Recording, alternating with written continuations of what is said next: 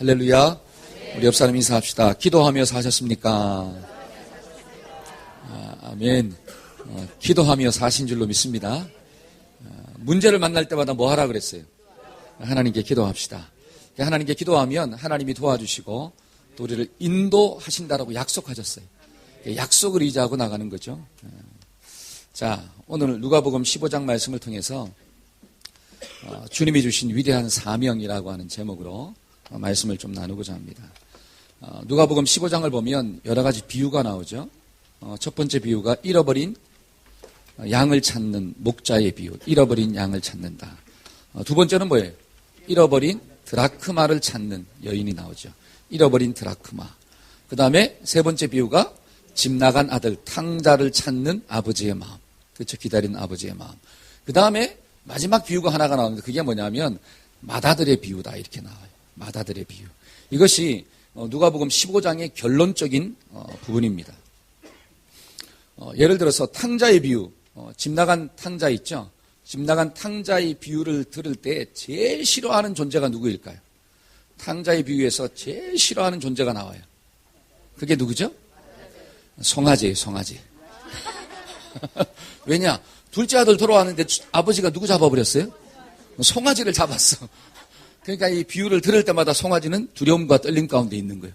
언제 죽을 줄 모르는구나. 송아지가 제일 싫고, 그 다음에 두 번째로 이 비유를 싫어하는 존재가 누구냐? 그게 바로 큰아들이다라고요. 맏아들. 여러분, 이 맏아들이 밭에서 열심히 일하다가 돌아왔는데 집에 오니까 막 풍악 소리가 들리잖아요. 그래서 하인한테 물어봅니다. 무슨 일이냐? 이렇게 물어보니까 그때 하인이 집 나간 동생이 돌아왔는데 아버지가 너무 기뻐가지고 송아지를 잡고 지금 잔치를 벌이고 있습니다. 이렇게 이야기하는 거예요. 자, 그때 27절, 28절 한번 읽어볼까요? 자, 한번 보여주실래요? 27절, 28절. 대답하되 시작. 대답하되 당신의 동생이 돌아왔음에 당신의 아버지가 건강한 그를 다시 맞아들이게 되므로 인하여 살찐 송아지를 잡았나이다. 28절입니다. 시작. 자, 그 소리를 들었을 때 이 맏아들이 그 속에 뭐가 일어나느냐? 노하였더라. 분노가 올라온 거예요. 집 나간 동생이 돌아왔으면 막 박수치고 좋아할 일인데 속에서 막 분노가 막 올라왔어요. 안 들어가! 라고 이야기했습니다. 그때 29절입니다. 29절. 자, 29절. 왜 분노가 올라왔을까? 29절이에요. 시작. 아버지께 대답하여 이르되 내가 여러 해 아버지를 섬겨 명을 어김이 없거늘 내게는 염소 새끼라도 주어 나와 내 벗으로 즐기게 하신 일이 없다. 나를 위해서는 뭐 한 마리도 안 잡았어요? 염소 한 마리도 안 잡았어요. 나는 아버지 말씀에 순종해가지고 밭에 죽으라고 일했는데 근데 나를 위해서는 친구들과 함께 먹으라고 염소 한 마리도 안 잡았으면서 그 동생 나가서 있잖아요. 탕진하고 다 돌아왔는데 그놈 위해서 뭘 잡았다라고 하는 거예요? 송아지 잡았다라고 하는 거예요. 안 등한다 이거죠. 30절 한번 읽어봅시다. 30절. 자, 시작. 아버지의 살림을 창녀들과 함께 삼켜버린 이 아들이 돌아오매 이를 위하여 아버지의 재산을 창녀하고 다 놀아먹어가지고 있잖아요. 버린 그놈이 들어왔는데 어떻게 송아지를 잡을 수 있느냐. 요 말만 들으면 맏아들의 말이 맞는 것 같아요. 그렇죠? 근데 우리가 말씀을 볼 때는 조금만 더 생각하는 거예요. 자, 오늘 말씀해 보니까 잘 보세요. 나는 아버지를 섬길 때 아버지의 명령을 단 한 번도 어긴 적이 있다 없다? 없다라고 이야기해요. 나는 아버지의 말씀에 단 한 번도 불순종한 적이 없습니다. 근데 뒤에서 좀 살펴보겠지만 정말로 이 맏아들이 아버지의 말에 단 한 번도 불순종한 적이 없을까? 있다라고 하는 거죠. 근데 우리가 맏아들의 어떤 그 대답을 들으면서 두 가지 질문을 좀 생각하게 되었습니다. 첫째는 이 맏아들은 정말로 아버지께로부터 받은 게 하나도 없을까라고 하는 거예요. 하나도 안 받았을까요? 자, 다시 한번 읽어봅시다. 12절. 자, 12절 다시 한번 읽어보세요. 자, 그 둘째가 시작.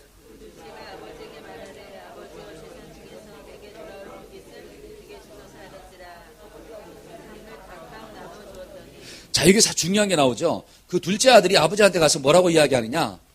나에게 돌아올 재산에 분깃을 주옵소서 이렇게 이야기했어요. 그때 아버지가 그 살림을 어떻게 주었더라? 각각 주었더라 이렇게 나오죠. 각각. 그러니까 둘째 아들이 아버지한테 살림을 이 재산을 요구했을 때 그 아버지가 둘째 아들에게만 재산을 준 게 아니라 큰 아들한테도 어떻게 했다는 거예요? 재산을 줬다라고 하는 거예요.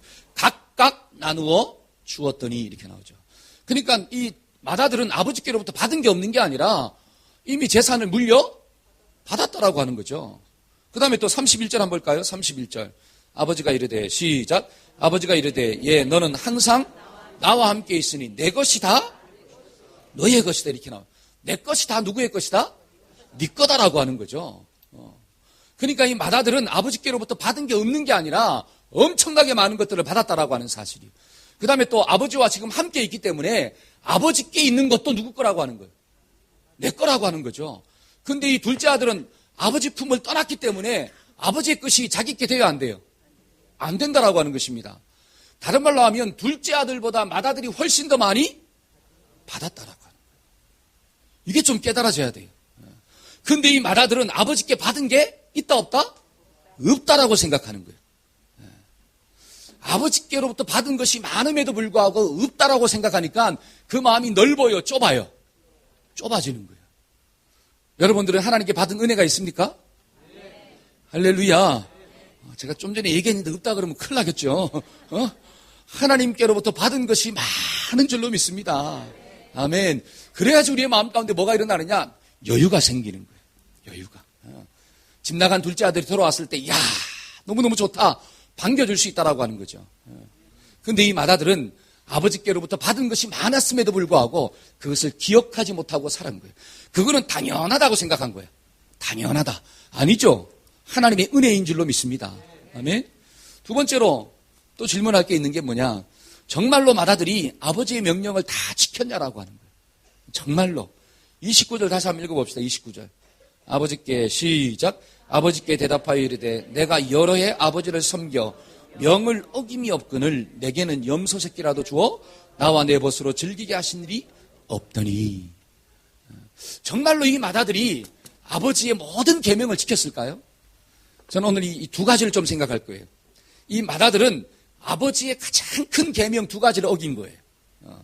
그 두 가지를 통해서 우리가 하나님이 우리에게 주신 위대한 사명이 뭔가를 좀 발견하기를 주의 이름으로 축복합니다.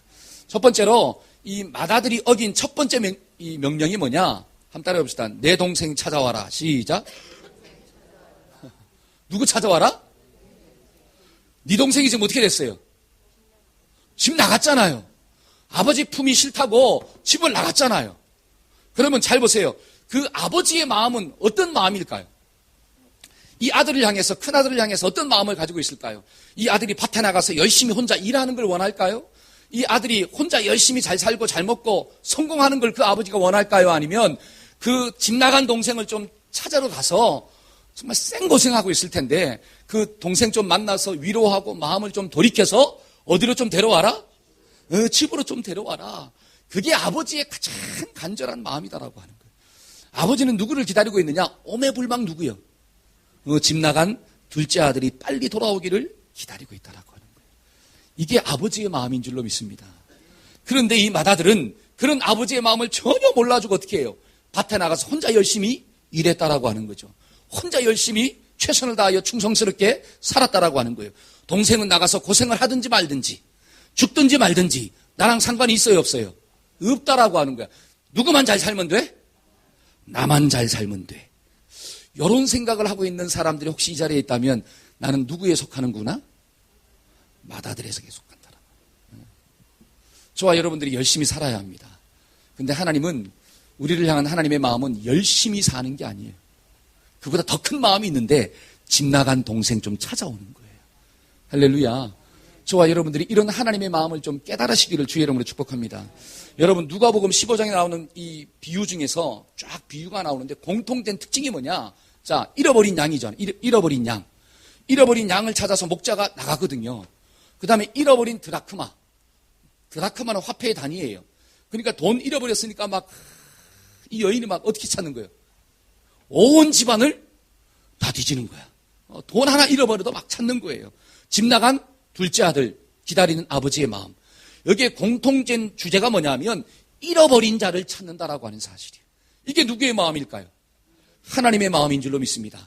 집 나간 아들을 찾고자 하는 마음이 누구의 마음이다? 아버지의 마음이고 하나님의 마음인 줄로 믿습니다. 그래서 예수님이 이 땅 가운데 오신 목적이 뭐라고 나와요? 누가복음 19장 10절 한번 읽어봅시다. 자, 인자가 시작. 인자가 온 것은 잃어버린 자를 찾아. 그렇죠. 예수님이 이 땅 가운데 왜 오셨다고요? 잃어버린 자를 찾아 구원하러 왔더라. 자, 마태복음 9장 한번 읽어봅시다. 예수께서 들으시고, 자, 시작. 예수께서 들으시고 이르시되 건강한 자에게는 의사가 쓸데없고 병든 자에게라야 쓸데있느니라. 너희는 가서 내가 긍휼을 원하고 제사를 원하지 아니하노라 하신 뜻이 무엇인지 배우라. 나는 의인을 부르러 온 것이 아니요 죄인을 부르러 왔노라. 여러분, 예수님이 이 땅 가운데 오신 목적이 뭐라고 나옵니까? 나는 건강한 자를 부르러 온 게 아니라 병든 자, 죽은 자, 죄인, 그들을 찾으러 내가 왔다라고 하는 사실이에요. 오늘 본문에 있는 말씀으로 적용한다면 집 나간 아들 찾기 위해서 예수님이 이 땅 가운데 오신 줄로 믿습니다. 그러니까 예수님은 누구의 마음을 정확하게 알았어요? 그렇죠. 하나님의 마음을 정확하게 알았습니다. 그래서 예수님은 하나님과 본질적으로 동등한 위치에 있음에도 불구하고 그 하나님의 자리를 내려와서 육신을 입고 이 땅 가운데 오셨고, 그 예수님은 십자가에 못 박여 죽으심으로 저와 여러분들을 살리신 줄로 믿습니다. 그러니까 하나님은 누구만 보면 막 마음이 시원해지는 거예요. 네? 누구를 보면 마음이 시원해질까요? 하나님은. 제가 좀 전에 얘기했잖아요. 누구? 예수님. 여러분, 하나님은 예수님만 보면 이 묵은 채증이 꽉 뚫린다라고 하는 사실이에요. 예수만 보면 마음이 시원해져. 그 이유가 무엇입니까? 예수님은 하나님의 마음을 가장 잘 알았다라고 하는 거예요. 집 나간 탕자를 찾으시는 그 아버지의 마음, 그 아들이 돌아올 때까지 기다리시는 그 아버지의 마음, 그 아버지의 마음을 이루어드리기 위해서 예수는 육신의 몸을 입고 이 땅 가운데 오셨고 십자가에 못 박혀 죽으신 줄로 믿습니다. 저와 여러분들도 누구의 마음을 좀 시원케 해드리자? 하나님의 마음을 시원케 해드리는 주인공 되기를 축복합니다. 저는 우리 한 몸의 모든 식구들이 우리 교회를 보면 막 하나님이 막 시원해지기를 바라요. 그렇죠? 여러분, 자식을 보면 막 시원합니까? 답답합니까? 시원해지기를 축복합니다. 자식을 볼 때마다 막 시원해지는 이유는 뭐냐? 그 자식이 누구 뜻대로 사는 거예요? 아버지의 뜻대로 사는 거, 부모의 뜻대로 사는 거예요. 그러니까 막 내놔도 걱정이 없어. 그런데 막 그 자식이 내 뜻대로 살지 않냐고 지 마음대로 살아요, 그냥. 지 마음대로. 그러니까 그 자녀 볼 때마다 여기가 막 뭐가 꽉 막혔어.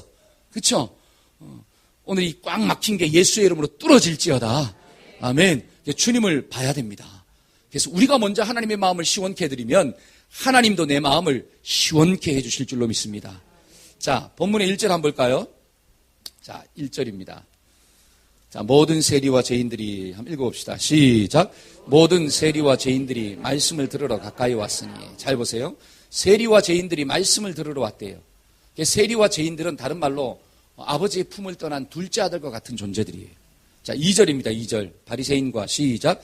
바리새인과 서기관들 수군거려 이르되 이 사람이 죄인을 영접하고 음식을 같이 먹는다? 그러니까 바리새인과 서기관들이 죄인과 함께 식사를 하는 예수님의 모습을 보면서 수군거렸다라고 하는 거예요. 이상하다라고 하는 거예요. 근데 여러분 잘 보세요. 바리새인과 서기관들은 누구를 가장 잘 안다고 자부하는 자였습니까? 하나님을 가장 잘 안다고 자부하는 자들이에요. 그들은 율법의 모든 말씀을 지킨다라고 이 주장했던 사람들입니다. 그러면 하나님의 마음을 가장 잘 안다면 예수님이 이 땅 가운데 오셔서 세리와 창녀들과 함께 식사하는 게 당연한 거예요? 이상한 거예요? 당연한 거거든요. 그런데 바리새인들과 서기관들은 그것을 이상하게 봤다라고 하는 거예요. 이건 다른 말로 하면 그들의 심령 가운데는 잃어버린 자를 찾고자 하는 마음이 있다는 거예요? 없다는 거예요? 하나도 없다라고 하는 거예요. 집 나간 동생들을 찾는 데는 관심이 없고 자기들만 말씀 잘 지키고 자기들만 열심히 살면 된다라고 생각했다라고 하는 사실이죠. 이런 생각을 하고 있는 바리새인들과 서기관들에게 3절 말씀을 보니까 예수께서 그들에게 비유로 이르시되 이렇게 나와요. 그럼 다른 말로 하면 누가복음 15장에 있는 이 비유의 말씀의 첫 번째 대상자는 누구냐? 바리새인과 서기관들이라고 하는 거예요. 너희들이 이 비유의 말씀을 들어야 된다라고 하는 것입니다. 저와 여러분들이 오늘 이 비유의 말씀을 잘 듣고 좀 주님의 마음을 아는 역사가 일어나기를 축복합니다. 여러분, 이 말씀을 우리가 좀 더 잘 이해하려면 바리새인들의 의식 구조를 좀 알아야 돼요. 의식 구조. 자, 누가복음 18장 9절 한번 볼까요? 바리새인들이 가지고 있는 의식 구조를 좀 알 필요가 있습니다. 또 자기를 의롭다고 한번 읽어봅시다. 시작. 또 자기를 의롭다고 믿고 다른 사람들을 멸시하는 자들에게 이 비유로 말씀하시되. 잘 보세요. 바리새인들은 자기를 스스로 어떻게 생각합니까? 의롭다고 생각하는 거예요. 의롭다 이거죠. 그러니까 하나님께로부터 받은 은혜 때문에 의로워지는 게 아니라 하나님의 말씀에 반응하는 자신들의 자세 때문에 그들은 의롭다고 생각하는 거예요. 그러니까 예수 그리스도의 은혜로 저와 여러분들이 구원받고 의롭게 되었는데 이 바리새인들은 내가 말씀에 잘 반응하기 때문에 나는 의롭게 되었다 이렇게 생각하는 거예요. 요게 아주 잘못된 구조거든요. 자, 10절 한번 읽어봅시다. 누가복음 18장 10절. 두 사람이, 자 시작. 두 사람이 기도하러 성전에 올라가니 하나는 바리새인이요 하나는 세리라. 11절 시작. 바리새인은 서서 따로 기도하여 이르되 하나님이여 나는 다른 사람들 곧 토색, 불의, 간음을 하는 자들과 같지 아니하고 이 세리와도 같지 아니함을 감사하나이다. 12절 시작. 나는 일에 2번씩 금식하고 또 소득의 11조를 드리나이다. 잘 보세요. 지금 하나님께 나가 기도하는데 바리새인들이 어떻게 기도하느냐. 하나님, 야 나는 이 사람하고 다른 게 너무너무 감사합니다. 토색이 뭐냐면 힘으로 남의 것을 빼앗는 거거든요. 내가 토색하지 않고 그 다음에 불의를 행하지 않고 간음하지 않고 그 다음에 저 세리와 같지 않고 그 다음에 1회에 몇 번씩 금식하고 7일에 2번씩 금식하고. 여러분들은 7일에 몇 번씩 금식합니까? 7일에 2번씩 금식하고 소득에 뭐도 드리고 11조도 드리고. 야 하나님 내가 저들과 같지 않음을 감사하나이다. 이게 누구의 기도예요? 바리새인의 기도입니다. 그러니까 바리새인들은 스스로 다른 사람들하고 내가 다르다라고 생각하는 거야. 왜? 나는 하나님 말씀 들을 때 그렇게 반응하지 않는다는 거죠. 나는 하나님 말씀 들을 때 잘 반응한다라고 하는 거예요. 11조 드리라고 하면 잘 드린다라고, 섬기라 그러면 잘 섬긴다는 거죠. 그래서 나의 의로움의 근거가 어디냐? 나의 행위라고 생각하는 거예요. 근데 성경은 뭐라고 이야기하죠?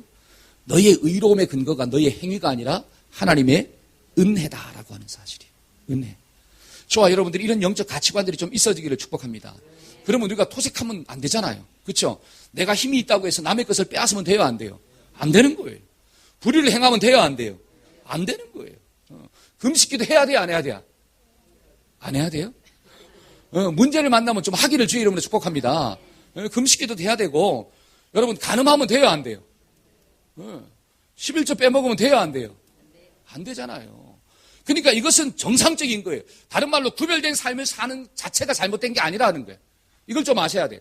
지금 예수님께서 너희들이 구별된 삶을 사는 게 잘못됐다라고 하는 게 아니라 너희들이 구별된 삶을 사는 그 모습이 그것으로 인해서 너희가 의롭다라고 생각하는 그 생각이 잘못되었다라고 하는 거예요. 저와 여러분들의 의는 나의 행위가 아니라 예수 그리스도의 은혜인 줄로 믿습니다. 이게 깨달아져야지 우리가 집 나간 동생들을 어떻게 하는 거예요? 찾을 수 있다라고 하는 사실이에요. 여러분 오늘 본문으로 돌아와서 잘 보세요. 지금 이 바리새인들과 서기관들이 맏아들인데 그 맏아들의 의식 구조 가운데는 어떤 구조가 있느냐? 어떻게 아버지가 둔 돈을 창녀하고 다 소진할 수가 있냐라고 하는 사실. 아버지가 준 그 귀한 것을 어떻게 다 허비할 수가 있냐라고 하는 거죠. 그러니까 그 둘째 아들이 아버지의 자산을 창녀와 함께 탕진한 것을 이 맏아들은 용납할 수가 없는 거예요. 용납할 수가 없어요. 그러니까 저런 놈은 용서받는 게 아니라 어떻게 해야 돼요? 나가서 어떻게 해야 돼요? 혀 깨물고 죽어라 이거야. 이게 맏아들의 마음이에요. 맏아들의 마음. 네가 어떻게 아버지의 것을 어떻게 창녀들 안고 탕진할 수 있냐라고 하는 거죠. 아버지가 피땀 흘려가지고 모은 그 돈을 어떻게 네 마음대로 허랑방탕하게 쓸 수 있냐라고 하는 거예요. 그러니까 너 같은 놈은 내 동생이다 동생이 아니다? 아니다라고. 어떻게 하자? 끊어버린 거예요. 이게 누구냐? 맏아들의 마음이에요. 맏아들. 왜냐? 그 맏아들의 의로움의 근거는 자기의 행위에 근거했기 때문에. 그걸 지금 예수님은 말씀하고 있는 거예요. 저와 여러분들의 의로움의 근거가 나의 행위가 아니라 하나님의 은혜가 되기를 주의 이름으로 축복합니다. 저와 여러분들은 하나님의 말씀에 올바르게 반응해야 돼요. 우리가 남의 것을 빼앗으면 안 되고 간음하지도 말아야 되고 말씀 듣는 자세가 참 좋아야 됩니다. 말씀 들을 때 막 입신하는 것이 아니라 깨어있기를 주의 이름으로 축복합니다. 아멘. 여기 있는 그런 분들이 없지만 말씀만 들으면 뭐 하려고 해요? 주님 만나려고 해. 눈 뜨고 만나야 되는데 어떻게 만나려고 그래요? 눈 감고 만나려. 자, 옆 사람 봅시다. 눈 감고 있으면 꾹 찔러주세요. 그게 사랑입니다. 잘 보세요. 저와 여러분들이 말씀을 들을 때 잘 반응을 해야 됩니다. 그 말씀 앞에 순종하는 삶을 살아야 돼요. 그런데 그렇게 살았다 할지라도 그러한 삶의 모습이 나를 의롭게 하는 게 아니라 하나님의 은혜가, 예수 그리스도의 십자가가 저와 여러분들을 구원하고 의롭게 한 줄로 믿습니다. 이런 마음을 딱 가지고 있어야지 집 나간 둘째 아들이 돌아왔을 때 그래 나도 은혜 받은 자이고 너도 어떤 자이고 은혜 받을 자이고 그래 우리 함께 가자. 이런 마음이 생기는 거예요. 그런데 자기의 의에 기준하니까 그 둘째 아들을 용납할 수가 없는 거죠. 저와 여러분들의 마음 가운데 정말 은혜 받은 마음이 있어지기를 주의 이름으로 축복합니다. 여러분 하나님이 우리에게 주신 위대한 계명, 위대한 사명이 뭘까요? 자, 마태복음 28장 한번 읽어봅시다. 자, 그러므로 시작. 그러므로 너희는 가서 모든 족속으로 제자를 삼아 아버지와 아들과 성령의 이름으로 침례를 주고 내가 너희에게 분부한 모든 것을 가르쳐 지키게 하라. 볼지어다 내가 세상 끝날까지 너희와 항상 함께 아멘. 너희는 모든 민족을 뭘 삼아라? 제자를 삼아라. 사도행전 1장 8절 시작. 오직 성령이 너희에게 마시면 너희가 권능을 받고 예루살렘과 온 유대와 사마리아와 땅끝까지 이르러 나의 증인이 되리라. 아멘. 여러분 하나님께서 저와 여러분들을 향한 마음이 뭐냐면 모든 민족을 제자 좀 삼아라. 하나님의 은혜를 경험하면 나아가서 복음의 증인된 삶을 좀 살라. 여러분 이것이 우리를 향한 아버지의 마음인 줄로 믿습니다. 저와 여러분들이 주어진 삶의 터전 가운데서 열심히 살아야 돼요. 땀 흘리고 살아야 됩니다. 성공을 위해서 몸부림치며 살아야 돼요. 충성된 일꾼으로 살아야 돼요. 근데 그것이 아버지의 마음이 아니라는 거예요. 오늘 말씀을 보니까. 아버지의 마음은 뭐냐? 집 나간 아들이 있는데 그 아들을 좀 찾아오라는 거예요. 그 아들을 좀 주님의 품으로 데리고 오라는 거예요. 그러한 사명을 감당하기 위해서 저와 여러분들이 삶의 터전 가운데서 열심히 땀을 흘려야 되고 우리가 밑에 있는 것보다는 꼬리에 있는 것보다는 머리의 위치에 올라가야 되는 거고 내가 좋은 직장도 들어가야 되는 거고 내가 정말 하나님의 은혜를 받아서 잘 사는 역사도 일어나야 될 줄로 믿습니다. 근데 그 모든 목적이 뭐냐면 집 나간 탕자를 어떻게 하기 위해서 찾아서 데리고 오기 위해서 저와 여러분들이 그러한 목적으로 정말 이 땅을 살아가는 은혜가 있어지기를 주의 이름으로 축복합니다. 근데 나의 의를 자랑하는 마음이 들어오는 순간 우리는 은혜가 사라지는 거예요. 은혜가. 이게 마다들의 문제는 뭐냐? 은혜가 없다는 거예요. 은혜가 없다. 저와 여러분들의 심령 가운데 하나님의 은혜가 충만하기를 주의 이름으로 축복합니다. 아멘. 두 번째로 이 마다들이 어긴 계명이 뭐냐? 동생 찾아와라는 그 아버지의 마음을 몰랐던 거고 그 다음에 두 번째는 한번 따라해 봅시다. 내 동생 사랑해라. 시작. 누구 좀 사랑해라? 네 동생 좀 사랑하라는 거예요. 여러분 참 마다들은 아버지의 모든 계명을 지켰다고 이야기하는데 가장 중요한 두 계명을 안 지켰어요. 동생 찾아오라는 그 계명을 안 지켰고 동생을 좀 어떻게 해라? 사랑해라. 요 계명을 안 지켰어요. 자 12절 한번 읽어볼까요? 12절. 자 그 둘째가 시작. 그 둘째가 아버지에게 말하되 아버지여 재산 중에서 내게 돌아올 분깃을 내게 주소서 하는지라. 아버지가 그 살림을 각각 잘 보세요. 아버지가 그 살림을 다 나누어 줬잖아요. 요 말씀 속에서 우리는 뭘 깨닫느냐? 자식을 향한 아버지의 마음을 깨닫습니다. 자식을 향한 아버지의 마음이 뭘까요? 자식을 향한 아버지의 마음이 뭐죠? 사랑이라고 얘기해 보세요. 자, 자식을 향한 아버지의 마음이 뭐예요? 사랑입니다. 사랑. 그러니까 이 자식에게 뭘 줬느냐? 아버지의 그 모든 재산을 각각 나누어 주었다라고 하는 거예요. 그러니까 아버지는 돈보다 누구를 더 사랑하는 거예요? 자식이죠. 여러분 부모님들이 왜 돈을 벌죠? 왜 돈 법니까? 돈을 사랑해서 돈을 버나요? 아니면 자식을 사랑해서 돈을 버나요? 할렐루야. 자식을 사랑해서 돈을 벌잖아요. 여러분 돈 버는 목적이 무엇입니까? 내가 부자 되려고 돈 버나요? 아니면 자식 잘 키우려고 돈 버나요? 자식 잘 키우려고 돈 버는 거예요. 돈 버는 목적이 뭐냐면 돈 자체가 아니라 자식이라고 하는 거예요. 사랑이라고 하는 거죠. 그런데 여기에는 그런 분들이 없지만 밖에 나가보면요. 돈이 딱 개입되면 부모도 자식도 있어요? 없어요? 형제는 더더욱이 없어요. 그게 오늘 이 시대의 비극이라고 하는 사실이 비극. 뭐보다 뭐가 더 강하냐? 형제보다 가족보다 뭐가 더 강해요? 돈이 더 강해. 피는 물보다 진하다 그랬는데 그렇죠? 피는 물보다 진한데 돈이 피보다 어떻게 된 거예요? 더 진해버려요. 여러분 그것이 이 시대의 비극입니다. 비극. 근데 성경은 우리에게 뭐라고 이야기하느냐? 이 아버지는 자기의 재산보다 누가 더 좋으냐? 아들이 더 좋다라고 하는 사실이에요. 그 아들이 돌아오기만 한다면, 그 아들이 올바른 것을 깨달을 수만 있다면 내 재산의 모든 것들을 줘서라도 이 아들을 어떻게 하겠다? 살리겠다라고 하는 사실이에요. 저와 여러분들의 심령 가운데 이런 마음이 좀 있어지기를 주의 이름으로 축복합니다. 아멘. 여러분, 이 아버지는 있잖아요. 그 둘째 아들한테 돈을 주면 이 둘째 아들이 그 돈 가지고 가서 허랑방탕에 쓰다가 망할 것을 알았을까요? 몰랐을까요? 알았어요. 근데도 어떻게 한 거예요? 줬어요. 왜 줬을까요? 사랑하니까. 그러면 사랑이 무엇입니까? 대가를 지불하는 거예요. 왜? 안 주고 이 아들이 아버지 품에서 그 진리를 깨달으면 너무너무 좋잖아요. 그렇죠?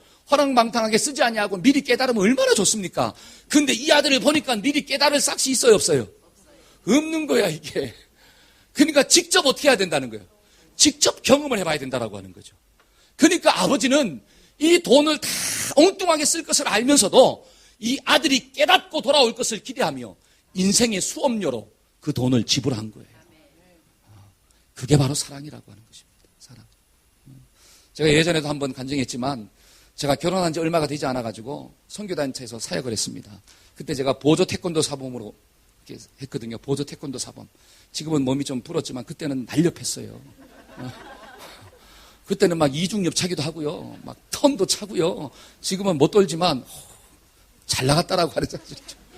근데 제가 그 태권도 사범이 해가지고 얼마 받았느냐. 새끼 사범을 했기 때문에 50만 원 받았어. 50만 원.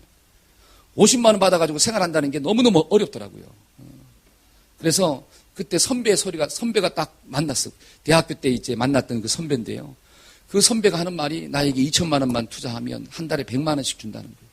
그러니까 50만 원 벌죠. 그러면 100만 원 벌죠. 그럼 150만 원 받으면 야, 사는데 피겠더라고요. 그래가지고 근데 돈이 없잖아요. 2천만 원이. 그래서 저희 어머님한테 가서 어머니 제가 교회 선배를 만났는데 2천만 원만 투자하면 100만 원씩 준대요. 그 저희 어머님은 다 알죠. 그거 잘못됐다고.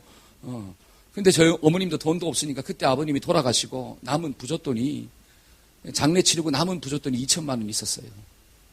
그 2천만 원을 저한테 준 거예요. 그러면서 이야기했습니다. 이거 그냥 두지 말고 공증이라는 것도 좀 받아라. 근데 저는 공증이 뭔지도 몰랐어요. 그때는 그냥 현찰로 그냥 2천만 원을 딱 줘버렸어요. 왜? 믿으니까. 그래서 믿는 도끼에 발등이 지키는 거예요. 그래서 다 줬는데 한 두세 번은 들어오는데 그 다음부터는 안 들어와. 그래가 찾으러 다녔는데 지금까지 못 찾고 있어요. 들리는 소문에 의하면 깜방에 갔대. 깜방에 갔다가 나왔대. 근데 제가 왜 이런 얘기를 하느냐. 야, 저희 어머님 2천만 원 그 전재산 아버지 돌아가시고 난 다음에 남은 돈이잖아요. 그걸 자식한테 줬는데 그걸 내가 그냥 홀라당 그냥 날려버렸으니까. 저 어머님 별 면목이 없어가지고 막 집에 못 들어가고 막 있는데 그래도 이야기는 해야 되잖아요. 가서 이야기했어요. 그때 저희 어머님이 하시는 말씀이 인생의 수업료를 지불했다고 생각해라. 이렇게 얘기하더라고요. 이야, 인생의 뭐를 지불했다고요? 수업료. 근데 그 2천만 원은 전 재산이거든요. 수억 있는 데서 2천만 원 준 게 아니라 저희 어머님이 2천만 원밖에 없는데 2천만 원 준 거예요. 전 재산을 준 거예요. 저 어머님은 저한테. 근데 그 전 재산을 어떻게 했느냐? 인생의 수업료로 지불한 거예요, 저는. 이야. 근데 제가 그 말을 듣고 난 다음에 너무 얼마나 감사한지요. 그러니까 지금까지 하나님 앞에 쓰임받는 종이 된 줄로 믿습니다. 만약 그때 저희 어머니 나가 죽어라 이놈의 새끼야 막 그러고 있잖아요. 너 죽고 어떻게 하자? 너 죽고 나 죽자. 형들이 이걸 알면 어떻게 하겠냐? 형들이 이 사실을 알면 있잖아요. 널 가만두겠냐? 너 죽고 나 죽자 막 그러면 제가 아마 나가서 어떻게 됐을 거예요. 안 그래도 힘들어 죽겠는데 어머니까지 막 그렇게 쏴붙였으면 아마 어떻게 됐을 거예요. 근데 저희 어머님이 딱 한마디 하셨어요. 인생의 수업료를 지불했다고 생각해라. 저 그 말을 들었을 때, 야, 인생을 다시 살아야 되겠다. 여기서 끝나면 안 된다라고 하는 사실이죠. 근데 오늘 본문에 있는 말씀을 보니까 그 아버지의 마음이 나오더라고요. 자, 21절 한번 볼까요? 21절. 아들이 이르되, 자, 시작. 아들이 이르되, 아버지, 내가 하늘과 아버지께 죄를 지었사오니, 지금부터는 아버지의 아들이라 일컬음을 감당하지 못하겠나이다 하나, 아버지는 종들에게 이르되, 제일 좋은 옷을 내어다가 입히고 손에 가락지를 끼우고 발에 신을 신기라. 그리고 살찐 송아지를 끌어다가 잡으라. 우리가 먹고 즐기자. 이 내 아들은 죽었다가 다시 살아났으며 내가 잃었다가 다시 얻었노라 하니 그들이 즐거워하더라. 그러니까 이 아버지는 있잖아요. 아들이 회개하고 돌아왔을 때, 잃어버린 재산이 문제가 아니라고 하는 사실이죠. 많은 사람들은 잃어버린 재산을 먼저 생각합니다. 아이고, 아까워 죽겠네. 아이고, 아까워 죽겠네. 근데 이 아버지는 그 재산을 생각한 게 아니라 돌아온 아들을 생각한 거예요. 그래, 건강하니 너무너무 감사하다. 네가 깨닫고 회개하고 돌아왔으니까 나는 그것만으로 만족한다. 송아지 잡고 목욕시키고 가락지 끼우고 옷도 주고 잔치를 벌리자. 왜? 죽은 아들이 돌아왔기 때문에. 저와 여러분들의 심령 가운데 이런 마음이 좀 있어지기를 축복합니다. 아멘. 그러니까 아버지는 아들을 사랑했다라고 하는 사실이죠. 비록 그 아들이 나의 모든 재산을 창기와 함께 탕진했다 할지라도 돌아온 아들을 생각할 때마다 막 가슴이 벅찬 거예요. 여러분, 하나님은 지금도 마찬가지입니다. 하나님은 저와 여러분들에게 많은 것들을 줬잖아요. 건강도 주고 시간도 주고 은사도 주고 돈도 주고 지식도 주고 안 준 게 없잖아요. 다 줬잖아요. 근데 그 모든 것 가지고 어떻게 살았습니까? 창기와 함께 탕기 다 허비하게 썼잖아요. 창기가 누구입니까? 사탄이잖아요. 사탄한테 쏘가가지고 그 사탄과 더불어 함께 세상의 정욕을 즐기고 내 마음대로 살고 내 멋대로 살고, 근데 나중에 어떻게 한 거예요? 이 자리에 오신 분들은 그걸 깨달았잖아요. 그렇게 사는 게 잘못 살았구나. 그리고 돌아와서 아버지, 내가 아들이 아니라 그냥 종으로 살게 해주세요 라고 하니까 아버지께서 어떻게 하는 거예요? 무슨 종이야? 너는 누군데? 나의 아들인데. 다시 목욕시켜주고 다시 옷 입혀주고 반지 끼워주고 신발 신겨주고 송아지도 잡고, 할렐루야. 그게 저와 여러분들의 마음이다라고 하는 거예요. 이게 은혜죠, 은혜. 그러니까 하나님은 지금도 나를 사랑하고 있는 줄로 믿습니다. 그 사랑을 가지고 우리가 나아가서 어떻게 하자는 거예요? 집 나간 탕자를 만날 때마다 좀 사랑하자라고 하는 사실이에요. 나도 은혜 받은 자이기 때문에, 나도 용서받은 자이기 때문에. 근데 이 마다들의 마음 가운데는 사랑이 있어요, 없어요? 없다라고 하는 거예요. 30절 보니까 이런 말씀이 있습니다. 아버지의 살림을 창녀들과 함께 삼켜버린 이 아들이 돌아오매, 이렇게 나오죠. 아버지의 살림을, 아버지의 재산을 창녀들과 함께 삼켜버린 이 아들이 돌아왔는데 왜 살찐 송아지를 잡냐 이거죠. 그러니까 이 마다들은 동생 생각하는 게 아니라 뭐 먼저 생각하는 거예요? 돈 먼저 생각하는 거예요. 돈. 아이고, 그 돈 날 줬으면 내가 더 잘 관리해가지고 배나 불려서 아버지한테 줄 텐데 그 돈을 갖다가 쓸데없이 동생한테 줘가지고 창녀와 함께 다 써버리고 이제 돌아와서 있잖아요. 도와달라고 하는데 뭐가 이쁘냐라고 하는 거죠. 이 형의 마음 가운데는 동생 생각하는 마음이었고 돈 생각하는 마음입니다. 마찬가지입니다. 오늘날도 돈 먼저 생각하는 사람은 사람을 품을까요? 못 품을까요? 절대로 못 품습니다. 돈을 누가 써요? 돈을 누가 쓸까요? 사람이 쓰잖아요. 돈 누가 다 탕진했습니까? 사람이 탕진하잖아요.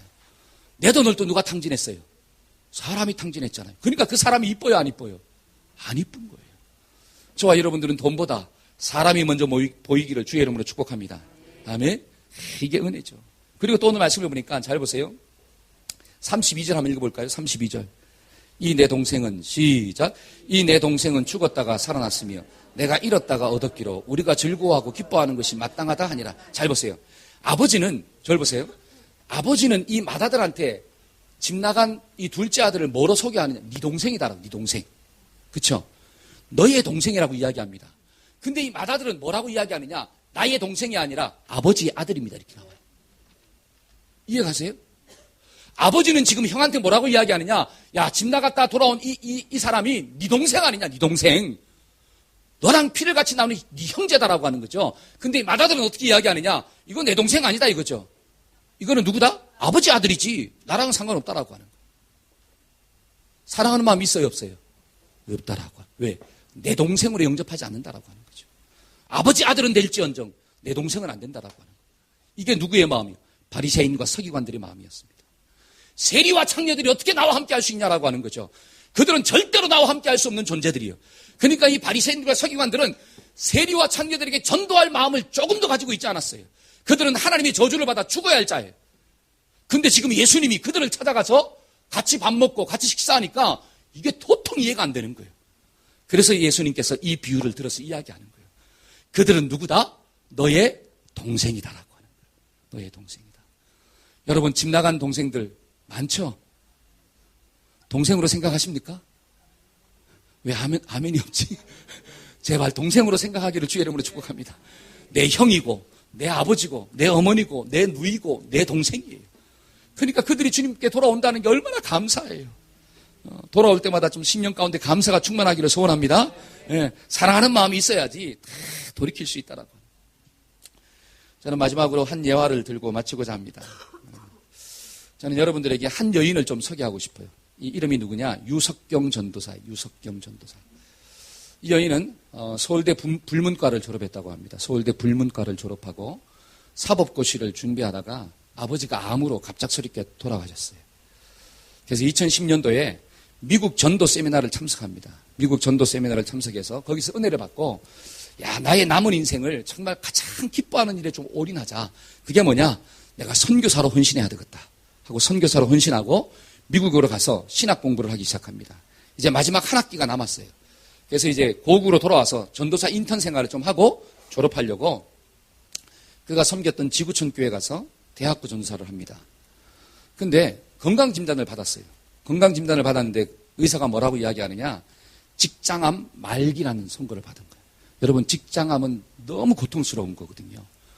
직장암 말기인데 지금 수술하면 1년 정도 살고 수술하지 않으면 고통 가운데 살다가 6개월만 살 것이다. 이런 선고를 딱 받은 거예요. 근데 이 여인은 수술하지 않기로 딱 결단하고 정말 한 영혼이라도 내가 복음 전하고 살리고 주님 품에 가야지. 그런 결단을 하고 이제 이 대학부에서 막 전도하고 말씀을 전하기 시작했어요.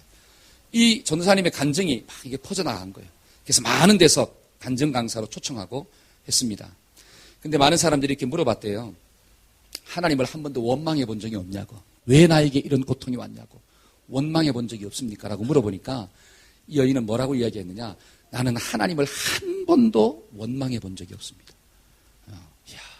한 번도 원망해 본 적이 없대요. 부산에 있는 어떤 그 영안침례교회 이 강사로 갔는데 그 목사님이 그 목양실에서 이 전사님이 땀을 너무 많이 흘리니까 제가 더워가지고 땀 흘리는 줄 알고 에어컨을 좀 켜드릴까요? 라고 하니까 이 전사님이 하는 말이 제가 더워서 땀 흘리는 게 아니라 너무 고통스러워서 땀을 흘린다. 그러니까 이 직장암의 고통이 말로 할 수가 없대요. 그 고통이 막 너무 심한데 그걸 견디고 또 그 다음 시간에 또 말씀을 전하는 거예요. 말씀 전할 때는 막 쌩쌩해. 그리고 집에 돌아와서는 막 고통 가운데 있고. 한 번도 원망해 본 적이 없냐고 하니까 한 번도 원망해 보지 않았대요. 그러면서 이야기합니다. 나는 하나님을 이해하려고 한 번도 시도하지 않았다는 거예요. 나는 하나님을 이해하려고 한 적이 없다. 나는 하나님을 신뢰하려고 노력하였더라고요. 저와 여러분들이 하나님을 이해하려고 하는 게 아니라 그분은 선하기 때문에 그 선하심을 신뢰하는 믿음을 달라고 하나님께 기도했지 나는 하나님을 이해시켜 달라고 기도한 적이 없다. 그래서 많은 사람들이 1년 산다고 했는데 이 전사님이 3년을 살았어요. 3년. 제가 한번 동영상을 한번 보여주겠습니다.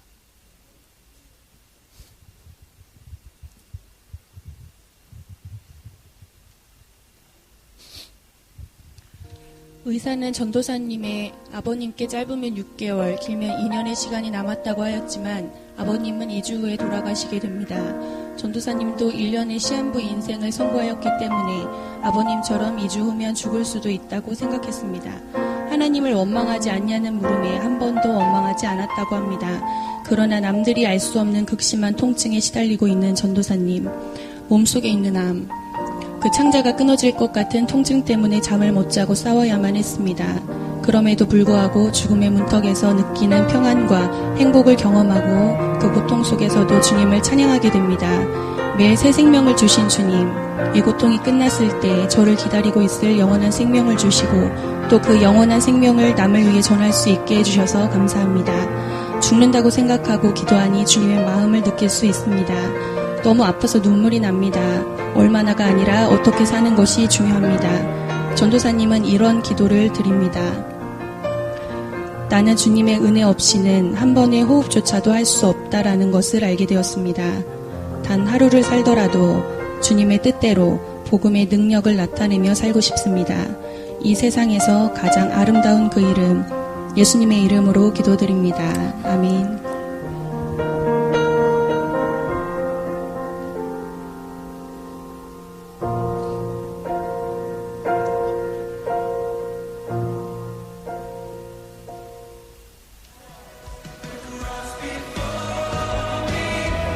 주님을 더 아는 시간 되길 원합니다. 주님을 닮아가는 시간 되기를 원합니다. 사랑에 힘입어, 그 능력에 힘입어 주님 앞에 나아갑니다. 그리고 감히 고백합니다. 주님을 사랑합니다.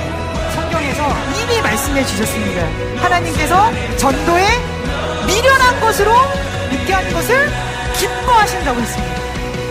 그것이 우리 눈에 미련해 보일지라도 하나님 아버지께서 기뻐하신다면 우리가 그것을 해야 되지 않겠습니까?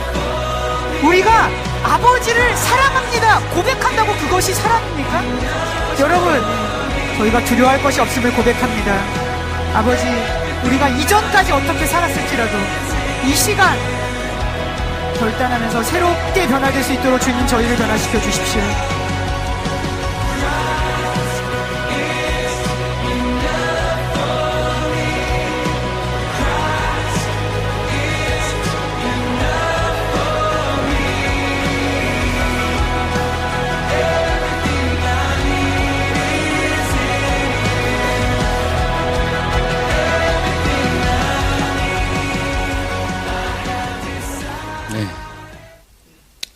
참 30대 꽃다운 나이로 살다가 하나님께 먼저 갔는데요. 이동원 목사님이 이 자매에게 물어봤다고 합니다. 하루는 불러놓고 죽음이 두렵지 않냐 라고 목사님이 물어봤대요. 그때 이 자매가 하는 말이, 목사님, 저는 죽음이 두렵지 않습니다. 저는 3년을 30년처럼 살았기 때문에 하나님 앞에 설 날을 기대합니다. 하나님 주실 상을 바라보고 있습니다. 저는 절대로 죽음이 두렵지 않습니다. 그 고백을 하고 하나님의 품에 안긴 거예요. 여러분들은 죽음이 두렵습니까? 만약에 두려운 분들이 있다면 이 땅을 살 때 하나님 주신 사명을 감당하지 못했기 때문에 그래요. 여러분, 하나님이 우리에게 주신 사명이 무엇입니까? 네 동생 찾으라는 거예요. 돈 벌어서 부자 되라는 게 아닙니다. 높은 자리에 올라가라는 게 아닙니다. 이 땅에서 너 혼자 열심히 잘 먹고 잘 살려는 게 아니에요. 그건 하나님의 뜻이 아니에요. 그렇게 사는 목적은 네 동생 찾으라는 거예요.